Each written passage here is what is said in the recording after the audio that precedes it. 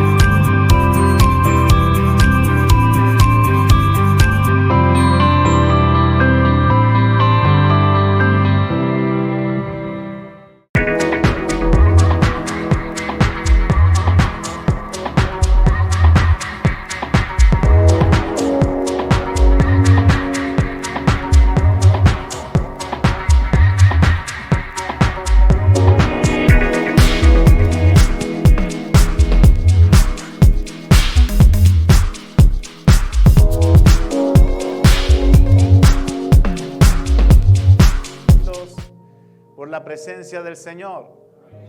Hay algo que mi esposa me dice que yo soy muy fuerte con mis sentimientos porque no trato de que las cosas no me afecten de lo que es el ambiente, las situaciones, los problemas.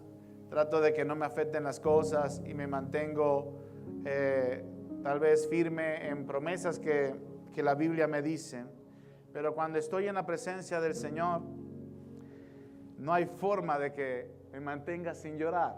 Es algo que no puedo evitar. La presencia del Señor es lo máximo, es lo mejor. Y yo creo que tú también piensas lo mismo. El salmista David lo pensaba así. Y decía que no había más importante en su vida, ni las riquezas, ni todo su reino, que la presencia del Señor. Imagínate un hombre tan rico, poderoso, lleno de victorias, y dijo, no existe nada más importante que su presencia. No he conseguido nada, y dijo, Señor, aquí quiero estar un día completo, Señor. No quiero irme a las moradas donde el mundo está, donde hay que hacer tantas cosas. Desde el punto de vista laboral, secular, no, quiero estar en tu presencia. ¿Y cuántos anhelan estar en la presencia del Señor todo el tiempo? Amén. Quiero dar la bienvenida a gente, veo gente nueva el día de hoy, gloria a Dios. Aleluya, gloria a Dios. Qué hermoso es el Señor. Gente de las células, mira, ahí está Andrés, nuevamente Andrés, bendiciones. Allá está George Gladys con su esposo, bendiciones nuevamente. Junior con Claudi, Dios les bendiga. La iglesia le dice bienvenidos. ¿Quién más? ¿Quién más por acá? ¿Quién más por acá? ¿Cómo que es tu nombre? Judith. Judith, un aplauso a Judith, bienvenida. ¿Quién más? Aquí. Maciel, bienvenida, Dios te bendiga. Santiago y Natalia. ¿Santiago? Sí, Santiago. No lo había visto. Santiago y Natalia, Dios te bendiga, bienvenidos. Qué hermoso es el Señor. Abra su Biblia, no vamos a extendernos mucho, solamente les pido 2 horitas de su tiempo.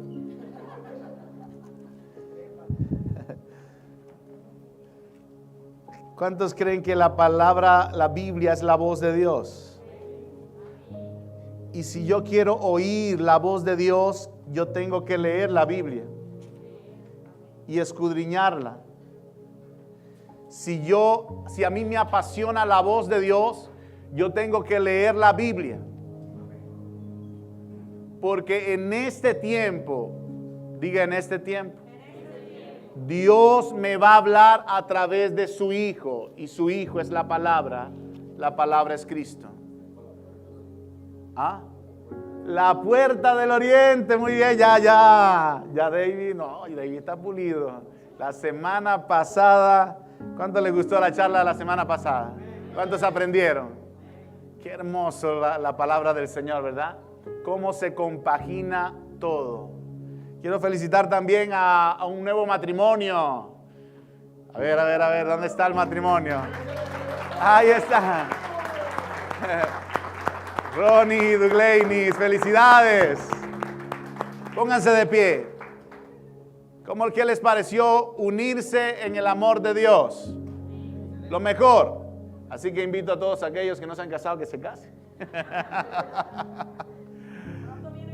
Pronto, aquí podemos hacer varios matrimonios sin tener mucho gasto. ¿Ah?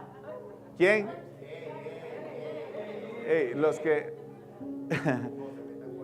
los que estén prontos a casarse, bueno, ahí tienen ellos van lento. Ellos son así. Éxodo capítulo 27, desde el versículo 1, acompáñenme con su Biblia. Creo que vamos a comprar más Biblias. La idea es que toda la iglesia pueda tener Biblia, que usted pueda leer lo que yo estoy leyendo, porque es importante que usted compruebe que si lo que estoy diciendo no es así, usted no haga caso a lo que estoy diciendo, porque la palabra de Dios es la que me dice absolutamente todo lo que tengo que saber. La Biblia me dice todo, absolutamente todo. Entonces en Éxodo capítulo 27 vamos a leer los primeros 2 versículos y dice así: harás también un altar de madera de acacia de 5 codos de longitud y de 5 codos de anchura. Será cuadrado el altar y su altura de 3 codos. Y le harás cuerno en sus 4 esquinas. Los cuernos serán parte del mismo y lo cubrirás de bronce. ¿De qué lo va a cubrir? Vamos, podemos tener la imagen para hacer un recuerdo, la imagen del tabernáculo. Mire, Dios llama a un hombre llamado Moisés para que saque a un pueblo que está esclavizado en Egipto, que tiene una esclavitud de ¿cuántos años? 400 años. Y luego que con mano poderosa, con 10 grandes milagros sobrenaturales, Moisés saca al pueblo de Israel de la tierra de Egipto y se va al lugar donde Dios le habló por primera vez. Moisés, el lugar donde Dios se le reveló a Moisés, ya que Moisés tenía una cultura de dioses que traía de Egipto. Y Dios lo tuvo que pasar 40 años por el desierto, y es en el año número 80 de Moisés que Dios lo llama en un monte y se le revela a él como yo soy el que soy, que en forma resumida es el Eterno, y que esta frase significa el que era, el que es y el que será. Ese es el nombre de Dios, el Eterno. Y Dios le dijo: Moisés, con este nombre me conocerán todas las generaciones de la tierra. Es decir, de generación en generación la gente tiene que conocer que Dios es eterno y Él habita la eternidad, y en la eternidad no hay tiempo. Esta frase la he repetido muchas veces para que no se lo olvide. Dios es eterno, Él habita la eternidad, y en la eternidad no hay tiempo. ¿Por qué se la repito tantas veces? Porque usted tiene que entender, para que pueda entender toda la Biblia, necesita entender que la naturaleza de Dios es que Él es eterno. Para que no empiece a decir que Dios manipula las cosas. Es muy diferente a que Dios conozca las cosas a que Dios las manipule. Dios no manipula, no somos robots aquí en la tierra. ¿Cuántos saben que no son robots aquí en la tierra? Dios deja que el hombre tome decisiones. Por eso cuando Dios le habla al pueblo de Israel, esto lo voy a decir nuevamente, Dios le dice: te coloco aquí la bendición y la maldición, la vida y la muerte. Escoge la vida para que vivas eternamente. Pero ellos escogieron desobedecer. Y como Dios sabía que ellos iban a desobedecer, Dios, que es tan grande en misericordia, siempre tiene un plan para esto. Dios no se queda sin un plan porque Él es eterno. Es decir, Él sabía que el pueblo iba a ser rebelde durante todo su trayecto en el desierto. Él sabía que el pueblo iba a pecar muchas veces. Si Dios sabía que el pueblo de Israel iba a pecar muchas veces, Dios sabe que tú vas a fallar muchas veces también.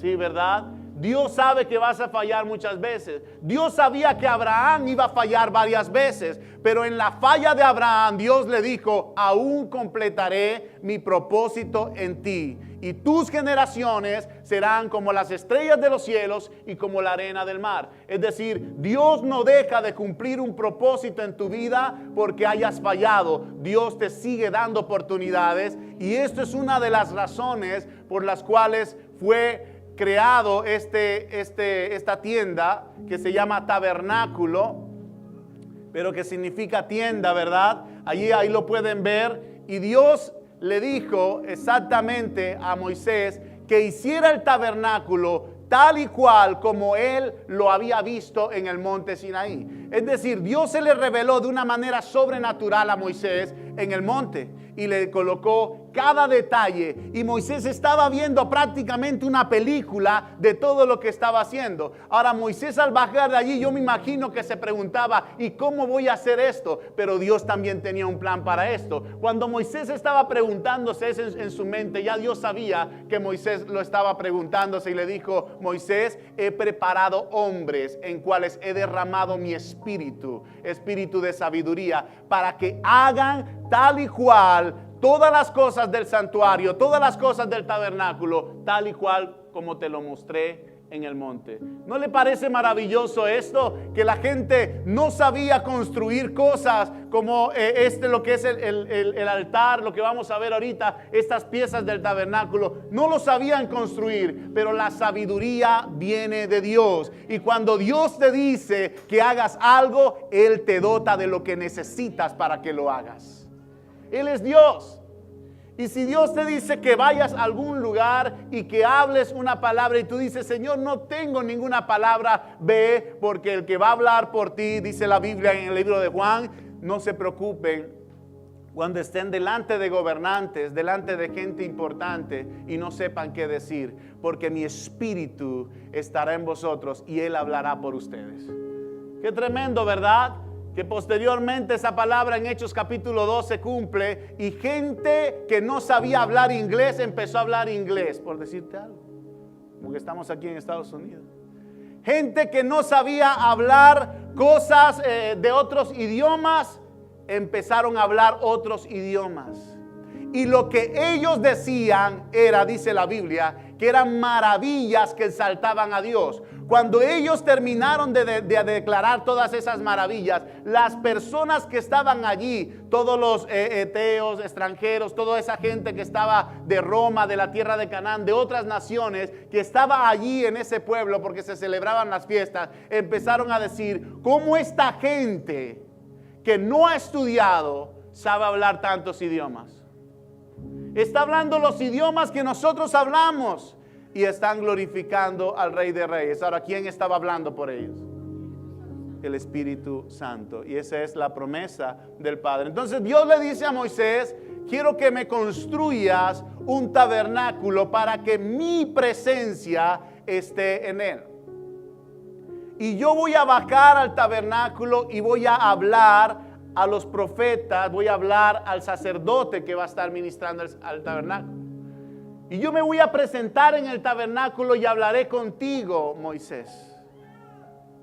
Y de ahora en adelante ninguna persona va a ofrecer sacrificios que no sea en el tabernáculo. Así que toda persona que quiera ofrecer y levantar un holocausto fuera del tabernáculo va a ser expulsado del pueblo de Israel, porque nadie, absolutamente nadie, va a presentar un sacrificio que no sea en el lugar que yo he preparado para eso. Y eso tenía un significado, y lo vimos la semana pasada. Dijimos que el tabernáculo tenía ¿cuántas puertas? Una sola puerta. Una sola puerta. ¿Por qué dijimos que tenía una sola puerta? Porque todo el tabernáculo representa a Cristo. Y vimos detalladamente hacia dónde miraba la puerta, lo dijo David ahorita, hacia dónde miraba. Y vimos por qué la puerta miraba hacia el oriente, ¿verdad? Porque, ¿qué dijimos de la luz? ¿De dónde sale la luz según la ciencia? Del oriente, del este, ¿verdad? Viene de la luz y sale, y entonces eso no es casualidad. Dios no se planificó eso al azar. Dios sabía que algo iba a pasar en un futuro y que Él ya lo tenía listo, preparado, planificado. Por eso la tribu que estaba exactamente en la puerta, en el frente de la puerta, en la región oriental, era la tribu de Judá. ¿Por qué? ¿Por qué Manuel era la tribu de Judá? Porque ¿quién iba a salir de Judá? Jesucristo. Y vemos durante toda la Biblia, todo esto de la parte oriental, cómo el mismo pastor, dice el pastor de las ovejas, cuando es verdadero pastor, va a entrar por la puerta principal. Y Jesús dijo, yo soy la puerta. El que por mí entrare tendrá buenos pastos. ¿Por qué? Porque yo le voy a dar vida. Si Jesús es la puerta y hay una sola puerta, entonces ¿qué hace la gente buscando diferentes puertas? Si es Jesús, ¿quién es la única puerta? Por eso el tabernáculo se hizo simbólicamente como señal de lo que venía, porque Cristo representa esa puerta y no existe otro camino que no sea Cristo para ser salvo. Entonces dejemos de buscar otros caminos porque no lo hay. Seguido de la puerta del tabernáculo conocemos una estructura que está en el medio. ¿La pueden ver? No, estamos en los atrios todavía. Todavía no hemos entrado al lugar santo. Ahí estamos en los atrios, ahí está la puerta. Luego viene una estructura, un altar llamado el altar de bronce. ¿Lo pueden ver en la mitad del terreno? Donde está la gente reunida. El altar de bronce es lo que acabamos de leer. ¿Qué se hacía en el altar de bronce? Todas las personas que ofrecían algún tipo de ofrenda, ofrecían ofrenda para el holocausto, ofrenda de oblación, ofrenda de paz, ofrenda por expiación, ofrenda por el pecado. Todas esas ofrendas, la familia que estaba representando esa ofrenda venía y entraba por la única puerta, porque el lugar donde ellos podían estar, el único lugar donde ellos podían llegar en el tabernáculo era los atrios. De los atrios para allá ellos no podían pasar. Así que ¿qué había en los atrios? Estaba el altar de bronce. Entonces, ¿qué hacían ellos en la puerta allí acercándose al altar de bronce? Traían el animal o la ofrenda que ellos iban a ofrecer y en ese momento la presentaban al sacerdote. Y es el sacerdote que tomaba el animal que ellos presentaban, lo examinaba, veía si el animal era digno y entonces lo colocaba en ese altar de bronce y lo sacrificaba. La sangre de este animal tenía que rociarla por los cuernos de este altar de bronce. Pero no es casualidad que los cuernos del altar de bronce, unos miraban hasta al norte, otros al este, otros al oeste y otros al sur. Tenía disposición de mirar hacia todos los lados. ¿Por qué? Porque Dios estaba preparando algo que la gente no sabía en ese momento, pero que Él sí lo sabía. ¿Qué significa entonces el altar de bronce? ¿Qué podemos detallar nosotros en la Biblia acerca del altar de bronce? Vamos a leer este sacrificio que se hacía en el altar de bronce en Éxodo capítulo 29.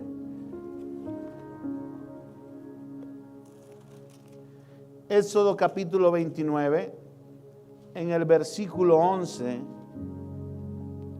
dice: y matarás el becerro delante de Jehová a la puerta del tabernáculo de reunión, y de la sangre del becerro tomarás y pondrás sobre los cuernos del altar con tu dedo, y derramarás toda la demás sangre al pie del altar. Oye, gracias. De verdad que estaba sufriendo.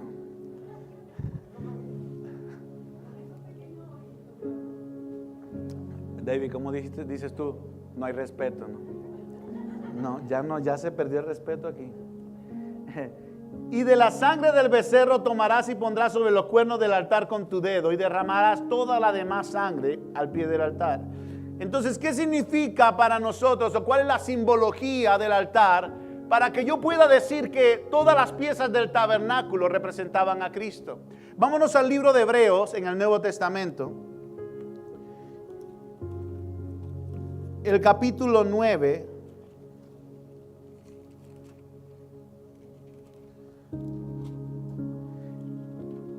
El día de la célula le puse una tarea a la célula de aprenderse los libros de la Biblia. Así sea de 5 en 5, de 3 en 3, se tienen que aprender los libros de la Biblia. Es un ejercicio, no es algo obligado, ¿no? Es un ejercicio. ¿Cuántos lo están haciendo? Amén, eso es, así es. Vamos a ir aprendiéndonos los libros de la Biblia. No porque eso lo vaya a salvar, ¿eh? No vaya a interpretar cosas que no son. Simplemente es un ejercicio. Y casi todo es purificado según la ley. El 9 versículo 22. Con sangre y sin derramamiento de sangre no se hace remisión. Entonces, una de las cosas que debemos aprender, otra vez coloca la figura del altar, por favor, es que cuando el sacerdote mataba el animal, colocaba lo que son vísceras y todo en todo lo que es el centro para que el animal fuese quemado. Por eso viene la palabra holocausto. Holocausto significa quemado. Y la sangre del animal, antes de hacer este ritual, la sangre del animal tenía que colocarla con su dedo en los cuernos del altar. ¿Y qué dijimos de los cuernos del altar? Miraban hacia todos los lados. Pero ¿por qué tenían que derramar sangre de ese animal? Porque ¿qué dice la Biblia en Hebreos? Capítulo 9, versículo 22. Sin derramamiento de sangre no se hace remisión. La palabra remisión o la palabra redimido es la palabra comprado a precio de. Comprado a precio de. Así que si nosotros decimos fuimos redimidos por su sangre, ¿qué quiere decir? Fuimos comprados a precio de sangre. Es decir, la salvación es gratis para ti, pero no lo fue para Cristo Jesús. Él tuvo que derramar la sangre. Hoy tienes salvación gratis gracias al sacrificio de Cristo, pero no quiere decir que Él no tuvo que padecer y derramar su sangre delante de ese sacrificio en la cruz del Calvario, que es lo mismo que representa el sacrificio que se hacía en el altar de bronce. Entonces, lo primero que debemos saber del altar de bronce, y que lo dijimos ahora, es que el altar de bronce es figura de la cruz de Cristo. ¿Por qué es figura de la cruz de Cristo el altar de bronce? Porque el bronce significa en la Biblia sacrificio, sufrimiento. Es decir, que el altar de bronce estaba diciéndole al pueblo, mira, ustedes van a fallar muchas veces y todas las veces que fallen tienen que traer un animal para que sea ofrecido en el altar de bronce, en el sufrimiento, sacrificio, allí lo van a ofrecer, porque yo estoy preparando a mi pueblo para lo que ha de venir, que iba a venir el único y perfecto sacrificio que era Cristo Jesús. Así que ese sacrificio que representa la cruz del Calvario representa ese material que es el bronce. El bronce representa sufrimiento. Cada vez que veas en la Biblia algo cubierto de bronce, está hablando de sufrimiento, está hablando de juicio y está hablando de una serie de cosas que vamos a ver. Quiero que leas conmigo 1 Corintios capítulo 5, versículo 7.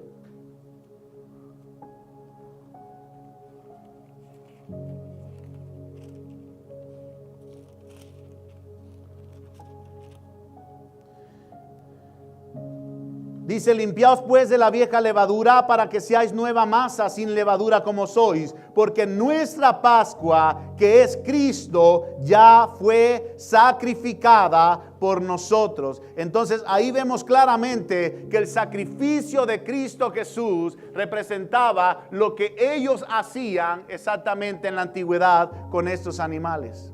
Primera de Pedro capítulo 3 versículo 18. Primera de Pedro capítulo 3 versículo 18. Dice: porque también Cristo padeció una sola vez por los pecados, el justo por los injustos, para llevarnos a Dios, siendo a la verdad muerto en la carne, pero vivificado en espíritu. Entonces, ¿quién fue entregado como un sacrificio? Cristo Jesús. Por eso la figura del altar de bronce significa Cristo sufriendo, Cristo padeciendo, Cristo derramando su sangre por cada uno de nosotros. No es casualidad que el altar estuviese después de la entrada. ¿Qué dijimos? ¿Quién era la puerta? Dijimos que la puerta era Cristo. ¿Y cuántas puertas había? Una sola. Así que al entrar tú, como persona que no conoce de Dios, entra por la puerta que es Cristo Jesús. ¿Y qué es lo primero que te encuentras después de la puerta? El altar de bronce. Lo acabamos de ver. El altar de bronce. Ahora, ¿es casualidad que estuviese allí? Después de la puerta, después que entras, que la puerta es Cristo, viene el altar de bronce, que significa el sacrificio de Cristo. ¿Por qué? Porque una vez que tú aceptas a Cristo en tu vida, ¿qué es lo que debes hacer? Arrepentirte de tus pecados. ¿Y quién va a limpiar tus pecados? Según Primera de Juan, capítulo 1, lo vimos en la célula, que cuando nosotros pecamos debemos confesar nuestros pecados y Él es fiel y justo para perdonar nuestros pecados. Es la sangre de Jesús la que nos limpia de todo pecado. Entonces, nada de lo que hagas puede justificar tu pecado. Y esto es algo que tienes que saber. Tú no puedes comprar tu purificación. Y eso es lo que venden afuera. Por desconocimiento de las personas, te ven y te ofrezco un ritual para que sean perdonados tus pecados. Te va a costar $200, no es mucho. Pero este ritual te va a limpiar de toda esa mala influencia que tienes. Venden terreno en el cielo. Esto me enteré por los muchachos de la célula. Yo no sabía que vendían terrenos en el cielo. El que no ha comprado, por favor, ni se pierda eso. Cómprelo rápido, antes que aumente. Entonces vemos que afuera están diciendo tantas cosas acerca de lo que es vender algo que fue completamente gratis. El sacrificio de Jesús fue un sufrimiento para Él, pero la salvación es gratis para ti. La sanidad es gratis para ti. Amén. La sanidad es gratis. Entonces, ¿por qué hay iglesias diciendo, ven y haz pacto por tu sanidad? Si la sanidad es gratis. Pero cuando tú escuches esto, tú no tomes en cuenta eso, porque eso es mentira. Tú no puedes pasar al altar y decir, hago pacto por mi sanidad y entregas una ofrenda. Eso es mentira. La sanidad es gratis. Si vas a entregar ofrenda, entrégalo por agradecimiento.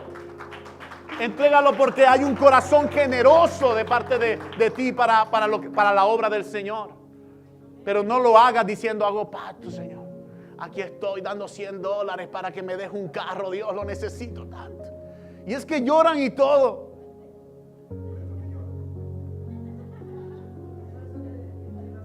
Estuve en una actividad, la he comentado aquí, estuve en una actividad donde nos invitaron a tocar y la gente, el pastor de la actividad decía, hagan pacto hoy para que las puertas de la bendición sean abiertas. Los que tengan casa, entréguenla. Los que tengan carro, entréguenla. Los que entreguen moto, entréguenla. Y había una persuasión tremenda.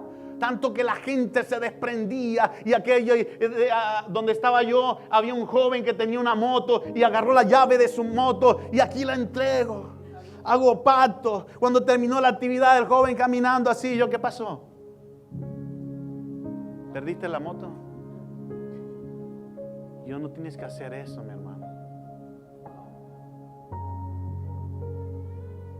Porque la sanidad es gratis. La bendición de Dios viene por obedecer a Dios, no porque le des a Dios dinero.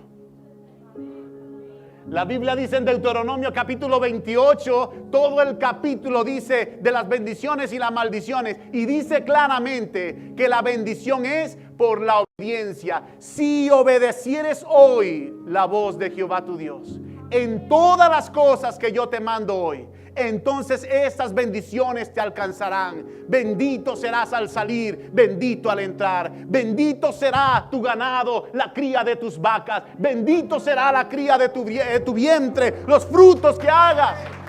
Pero es por la obediencia. No es sacando de tu bolsillo y pactando la casa. Hay gente que se quedó sin casa. Bueno, gloria a Dios. Jesús se quedó sin casa.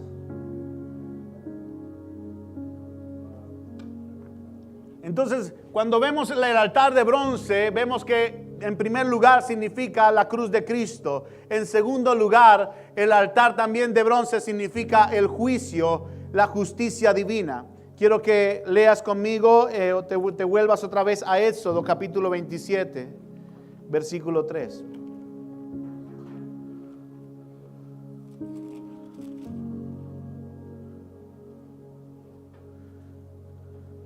Harás también sus calderos para recoger la ceniza y sus paletas y sus tazones, sus garfios y sus braseros. Harás todos sus utensilios de bronce. Todo lo que había en el altar era de bronce. Los utensilios que ellos iban a utilizar para seccionar el animal eran de bronce. Y esto significa juicio. Queriendo decirte, mi hermano, que toda consecuencia de tus fallas, o que toda falla que tú cometas tiene una consecuencia, tiene un juicio. El juicio estaba predeterminado para la gente porque la paga del pecado es muerte. Es decir, que todas las personas estaban destinadas ¿a qué? Santiago capítulo 2, versículo 13, léalo conmigo. Santiago capítulo 2, versículo 13.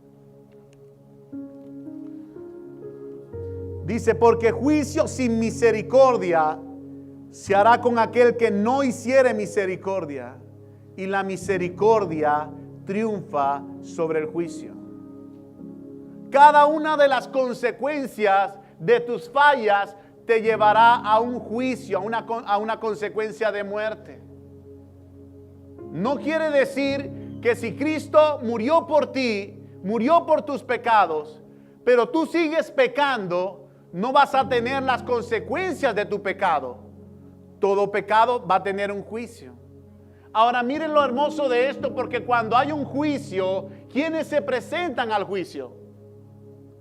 Está el juez, están los abogados y está la persona, ¿verdad?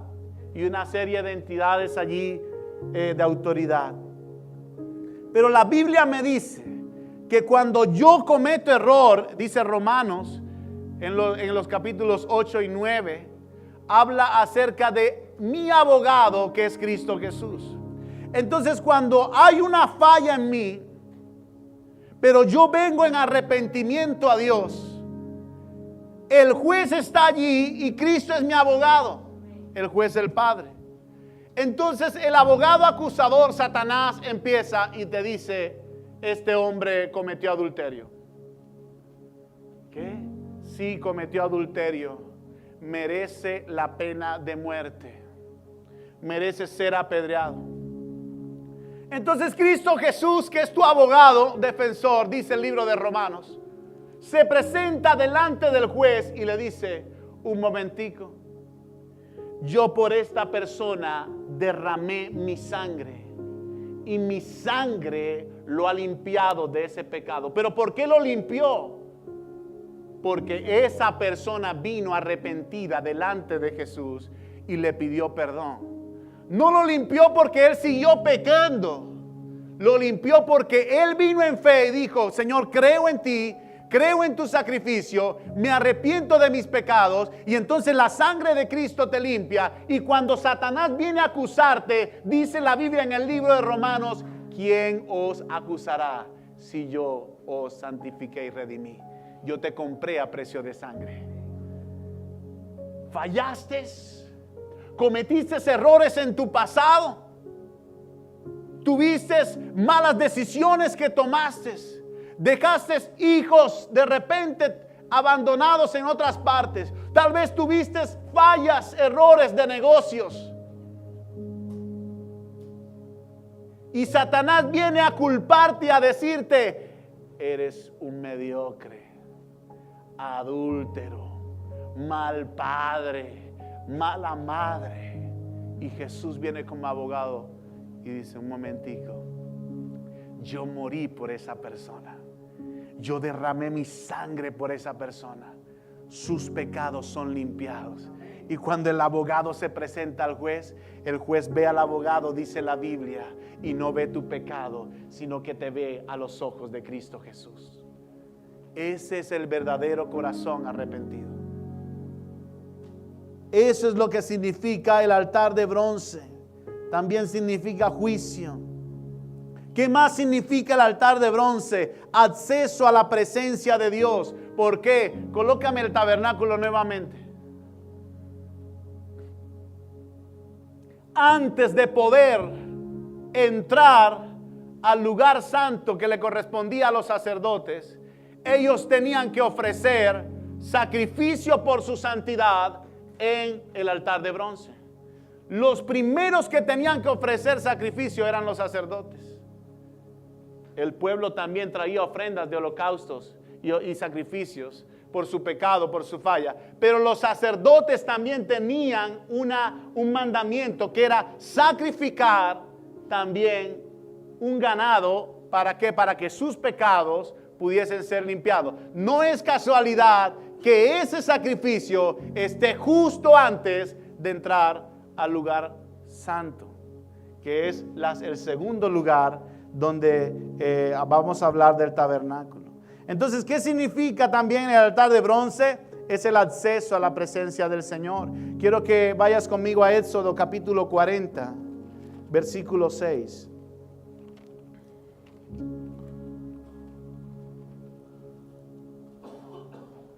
Después pondrás el altar del holocausto delante de la entrada del tabernáculo de reunión. Y luego pondrás la fuente entre el tabernáculo de reunión y el altar y pondrás agua en ella. Entonces vemos claramente el mandamiento de Dios a Moisés es: me colocas el altar de bronce antes, o sea, después que pases la puerta de los atrios, va a venir el altar de bronce. Después que pases el altar de bronce, va a venir la fuente de agua. Y después de la fuente de agua es que va a venir la entrada al lugar santo. Ahora, ¿qué nos enseña Hebreos capítulo 10, versículo 19? Quiero que vayas conmigo rápidamente.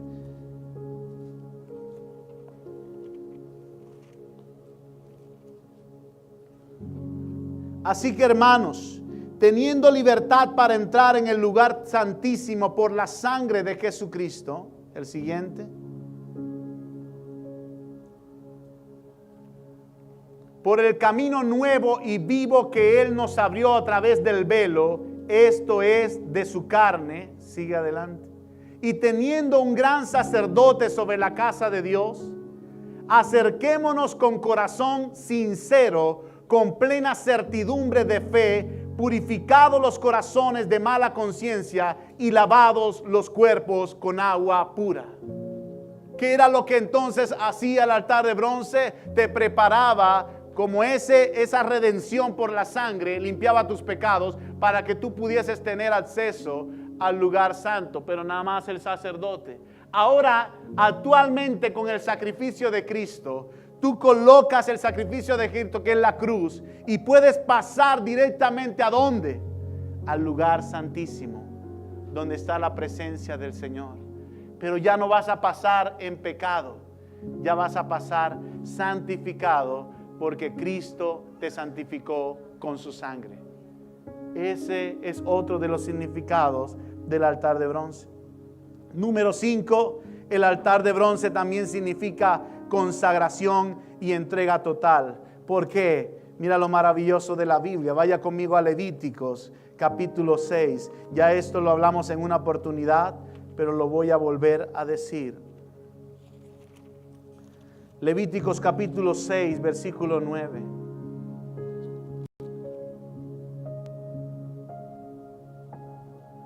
Manda a Aarón y a sus hijos y diles: esta es la ley del holocausto. El holocausto estará sobre el fuego encendido sobre el altar toda la noche hasta la mañana. El fuego del altar arderá en él. Qué hermoso, ¿verdad? Dios le estaba diciendo a Aarón: mira, cuando el altar del holocausto se vaya a apagar, échale más carbón, échale más madera, porque el altar tiene que estar siempre encendido. ¿Y qué te está hablando esto según la Biblia? Si estamos hablando de que el altar es el sacrificio y que el sacrificio que se hacía en el altar era lo que santificaba al pueblo, te está diciendo consagración. No quiere decir que solamente vas a ofrecer un sacrificio y ahí queda todo. Todo el tiempo tu vida tiene que estar consagrada a Dios. Todo el tiempo, Aarón, me vas a hacer arder el holocausto. No vas a dejar que la llama se apague. Y cada vez que tu vida se esté apagando espiritualmente, tienes que ir nuevamente a la presencia del Señor. Por eso es un deber de todo cristiano, toda persona que conoce a Dios, de acercarse a Dios todos los días a su presencia. Si tú eres una de las personas que se acerca a Dios semanalmente, tú estás dejando que el altar, el fuego, se vaya apagando. Pero si tú eres la persona que todos los días te acercas a la presencia de Dios, ¿qué estás haciendo? Estás encendiendo la llama del altar. Entonces fíjate todo lo que significa el altar de bronce. Significa sacrificio, expiación, significa la cruz de Cristo, significa juicio y justicia, significa acceso a la presencia de Dios y significa consagración y entrega total. ¿Me colocas la figura otra vez, por favor? Después del altar de bronce venía otra estructura. ¿La ven allá cerca de la puerta? La puerta del galponcito, donde está el lugar santo y el lugar santísimo. Ahí hay una estructura que se llama la fuente de bronce. Esta fuente de bronce, la Biblia describe que fue hecha de los espejos que tenían las mujeres. Es decir, las mujeres se desprendieron de toda esa... de todas las cuestiones que tenían, ¿verdad? Desde el punto de vista de ellos tenían los espejos y tuvieron que desprenderse, y con esos espejos hicieron el altar de bronce, colocaron la estructura con esos espejos y la bañaron con bronce, y dentro del altar, dentro de la fuente, colocaron agua limpia. ¿Qué significa esto para nosotros? Vámonos a la Biblia a ver qué nos dice la Biblia. Éxodo capítulo 30, versículo 18 y 19.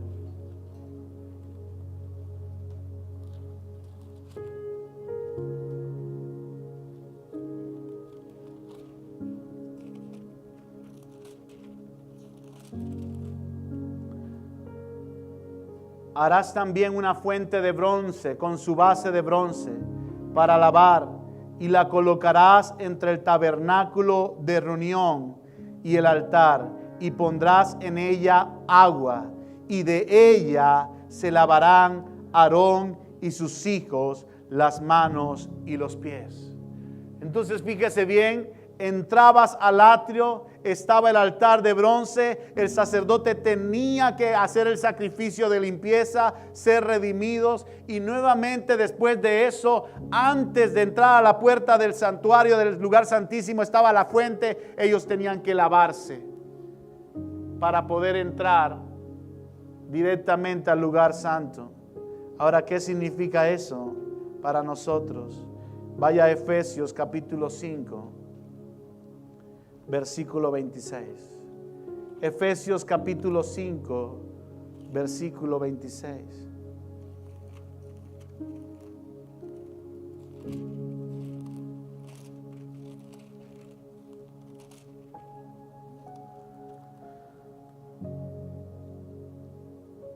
Para santificarla, habiéndola purificado en el lavamiento del agua por la palabra, a fin de presentársela a sí mismo una iglesia gloriosa, que no tuviese mancha ni arruga, ni cosa semejante, sino que fuese santa y sin mancha.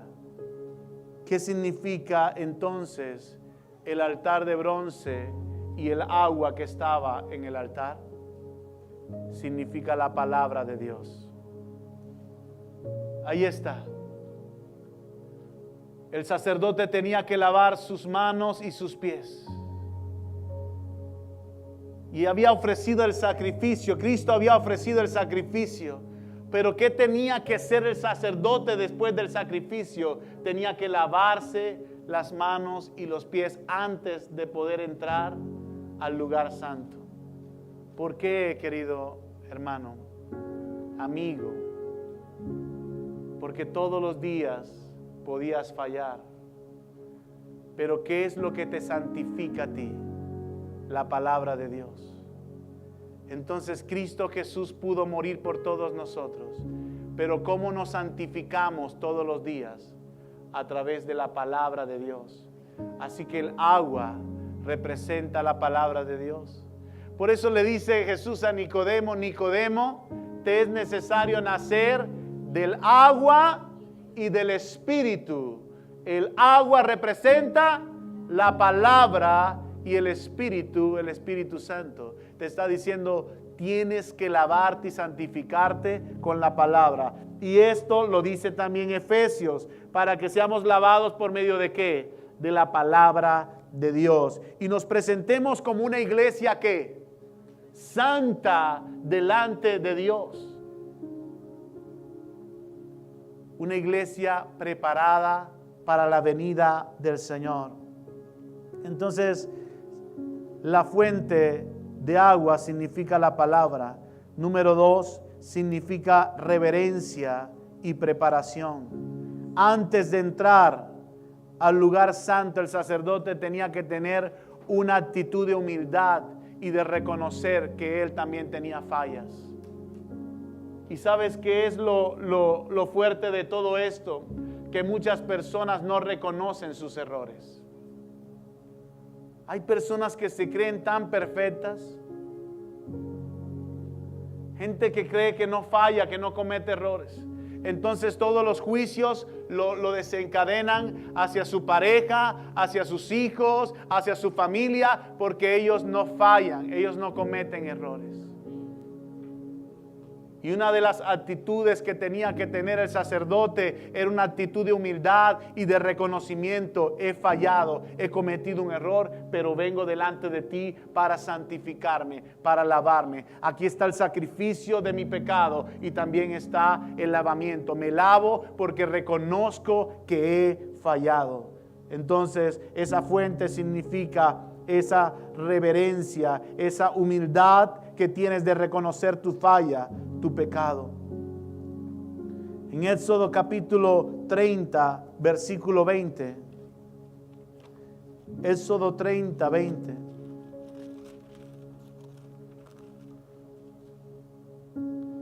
Cuando entren en el tabernáculo de reunión, se lavarán con agua para que no... Y cuando se acerquen al altar para ministrar, para quemar la ofrenda encendida para Jehová, se lavarán las manos y los pies para que no mueran, y lo tendrán por estatuto perpetuo, él y su descendencia por sus generaciones. ¿Qué pasaba si el sacerdote se le olvidaba en lavarse en la fuente de agua antes de entrar? Moría. Entonces el sacerdote tenía que estar pilas. Imagínate, ¡ay, se me olvidó, tenía que estar pilas! Por eso la reverencia, el temor a Dios, el temor de Dios en tu vida. Vas a fallar. Pilas. Ten cuidado, hay alguien que te está mirando. Tal vez no caigas muerto físicamente, pero la Biblia dice que espiritualmente vamos muriendo. Y una persona que está muriendo espiritualmente, tarde o temprano, en la parte física también se va a manifestar. Entonces ten reverencia delante de Dios. Hay gente que viene a presentarse libremente delante de la presencia del Señor y no es capaz de pedir perdón por sus fallas, por sus errores, porque no lo reconoce. Porque una de las cosas que vino a sembrar Satanás fue su soberbia. La Biblia dice en el libro de Isaías capítulo 14 que lo que llevó a Satanás a rebelarse contra Dios fue su soberbia. El no reconocer verdaderamente que Él es más grande y más poderoso. Y el creer que Él podía pasar cualquier cosa. Y así es lo que ha sembrado en la mayoría de las personas que no creen en Jesús: soberbia. Creen que pueden hacer las cosas por sus propios medios cuando necesitan a Dios en su vida. Mucha gente está llena de soberbia. No reconocen sus errores. No reconocen que necesitan un Dios. Y están equivocados. Están muriendo espiritualmente. Y creen que ganando todo el éxito de la tierra y todo el dinero, eso les va a favorecer. Pero Jesús dice claramente en su palabra, en una de sus parábolas, que aquella persona que se preocupa por hacer riquezas en esta tierra y acumularlas y jactarse de que tiene mucho dinero, tarde o temprano le tocarán la puerta. Y a esa persona Jesús le dijo: necio. ¿Cómo le dijo? Mañana vienen por tu alma y lo que has hecho, ¿de quién será? ¿Quién se va a deleitar en eso? Es una necedad que nosotros trabajemos para hacer riquezas en esta tierra. Es una necedad dicha por el mismo Jesús. Y dijo el Señor Jesús: no hagáis tesoros en la tierra. No lo hagáis. Todo el Nuevo Testamento, todos los evangelios hablan de parábolas acerca de las riquezas. Y Jesús recomienda: no lo hagan. No sean necios, no se afanen por las riquezas. Preocúpense por hacer riquezas en el reino de los cielos, donde ni la polilla ni el orín corrompen, y donde ladrones no minan ni hurtan.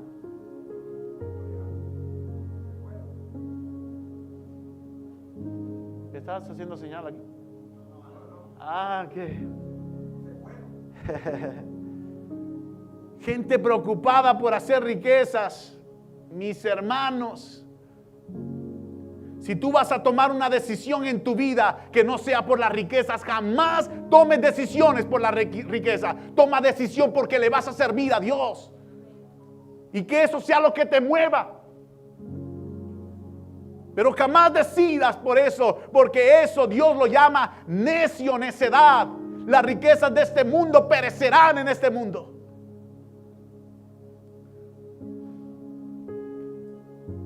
¿Sabes por qué la esposa de Lot estaba caminando? Los ángeles estaban llevando a la esposa de Lot y a Lot. Estaban sacándolos. Los tuvieron que agarrar de las manos a los dos. Porque le dijeron: hey, la tierra va a ser destruida. Y ellos así como pensando: mi casa, mis pertenencias, tengo tantas riquezas aquí. ¡Hey! Va a ser destruida la tierra. Vengan. Dice la Biblia literalmente, lo puedes leer. Los asieron de sus manos y los tuvieron que sacar. No estaban convencidos de lo que los ángeles le estaban diciendo. Y cuando se van caminando, les dice: no volteen atrás. No se direccionen atrás. No se devuelvan.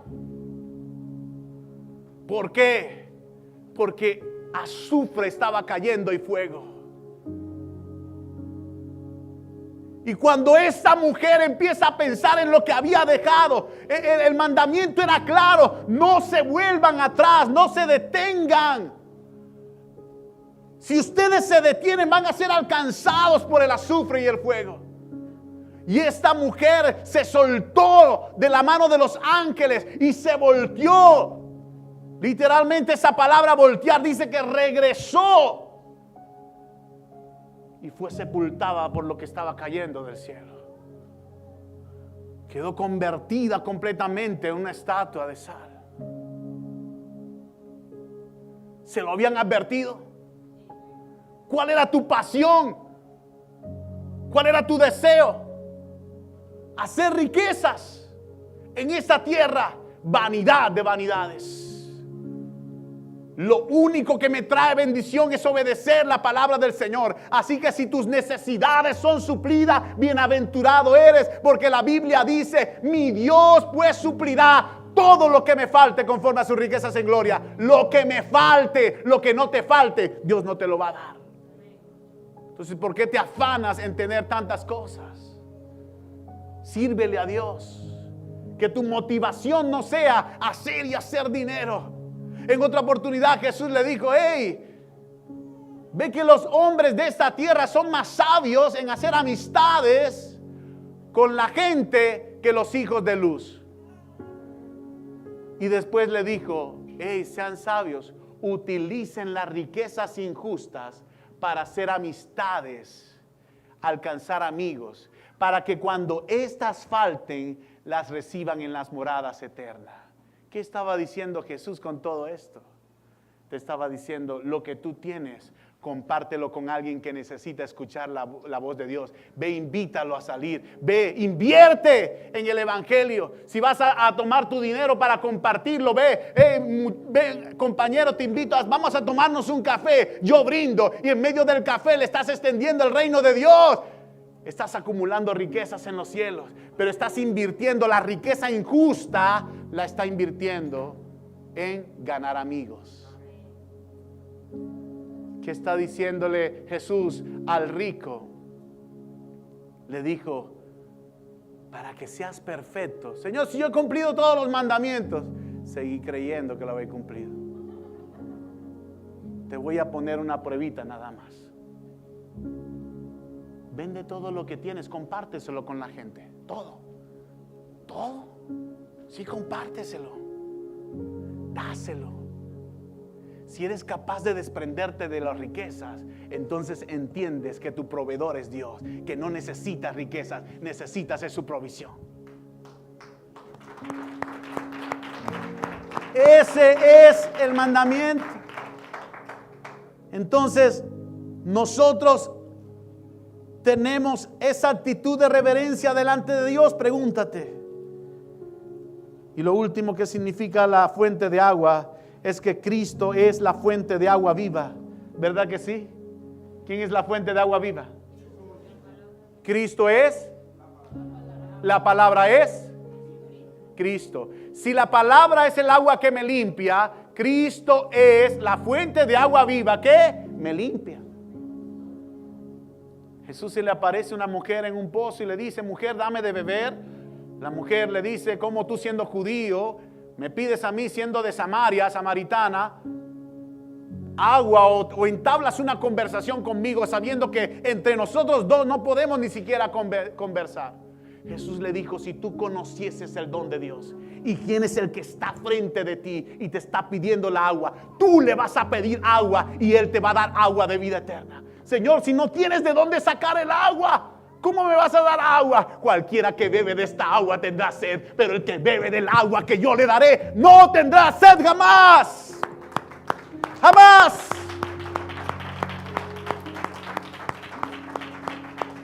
No tendrá sed jamás. Entonces dame de esa agua, Señor. Quiero beberla. Ve por tu marido entonces. Señor, no tengo marido.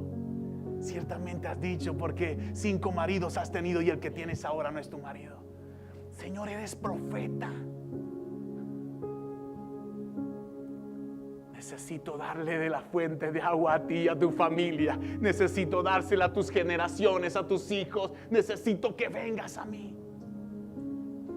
Trae a la familia. Y se reunieron. Y lo que era una sola persona tomando fuente de agua se convirtió en una familia entera tomando la fuente de agua viva. ¿Qué es lo que estás haciendo? ¿Cuál es tu preocupación? ¿El dinero? Dios es mi proveedor. Pero sírvele al Señor con tu corazón, con todas tus fuerzas. Y no desmayes. Tal vez ves la tormenta encima de ti. No desmayes. No tomes decisiones en medio de una tormenta. Descansa tranquilo, en paz, que en medio de la tormenta está alguien en tu barca que está estando tranquilo, durmiendo, para que tú también estés tranquilo. Ponte de pie.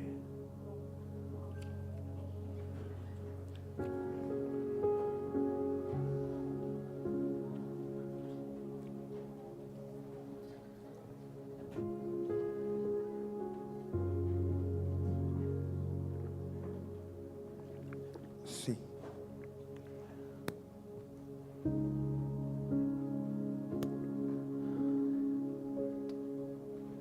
¿Qué significa el bronce? Sacrificio. Muy bien. ¿Qué más? Juicio. Muy bien. Hay alguien que pagó el precio por ti. Y tú has venido a Él por ese sacrificio. Pero simbólicamente te estoy hablando. Después del altar de bronce, ¿qué viene? La fuente.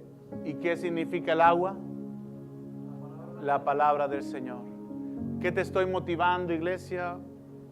Amigos que visitan. El sacrificio de Cristo ya fue hecho. Es el sacrificio perfecto. No se necesita más sacrificio, dice la Biblia en el libro de Hebreos. No más sacrificios. Ya se ha hecho el verdadero sacrificio. Pero Dios sí te pide que entres a la fuente de agua todos los días. Dios sí te pide que todos los días te laves con el agua. Entonces, ¿qué aprendiste hoy a través de la fuente de agua? Que todos los días necesitas de la palabra de Dios. Si tú hoy no comprendes esto, si tú hoy sales esperando que la próxima semana te vuelvas a reunir con la palabra del Señor, o tal vez en la célula, los que están asistiendo a la célula, entonces tú no entiendes que necesitas santificarte con la palabra. Les motivo a leer la Biblia. La célula les puse una tarea de poder leer la Biblia, sea capítulo por capítulo o sea de un título a otro, que se planteen metas de lectura de la Biblia. Le dije a la célula, si alguien se dispone a leer un capítulo diario, en menos de 2 años termina de leer la Biblia completa. En menos de 2 años. Si lee 3 capítulos diarios, la termina en 1 año. Pero si tú lees nada más un solo capítulo, ponte que te lo pongas de meta. En menos de 2 años lees la Biblia completa. Lo que quiere decir es esta interrogante. ¿Por qué hay personas que tienen tanto tiempo en el Evangelio y no han leído la Biblia completa una sola vez? Porque no tienen disciplina de leerla. Porque no creen que necesitan de la fuente de agua. Porque creen que son perfectos o saben que fallan, pero no van a la fuente para que sean limpiados. Entonces, si tú hoy reconoces verdaderamente que necesitas de la fuente, yo te invito a que leas la Biblia todos los días y que sea la palabra del Señor que te santifique todos los días. Quiero que cierres tus ojos y hagas conmigo esta oración. Acompáñame con esta oración, por favor. Tal vez la has hecho en otra oportunidad. Te pido por favor que la hagas conmigo. Dile: Señor Jesús, gracias porque hoy he aprendido más de tu palabra. Quiero venir a la fuente que eres tú y limpiar mis pecados con el sacrificio de la cruz. Señor, que tu sangre me limpie de todo pecado. Señor, yo decido caminar contigo y decido ir a la fuente que es tu palabra todos los días, para que esa fuente me santifique, me purifique, hasta que yo pueda ser perfecto, preparado para toda buena obra. En el nombre de Jesús. Amén.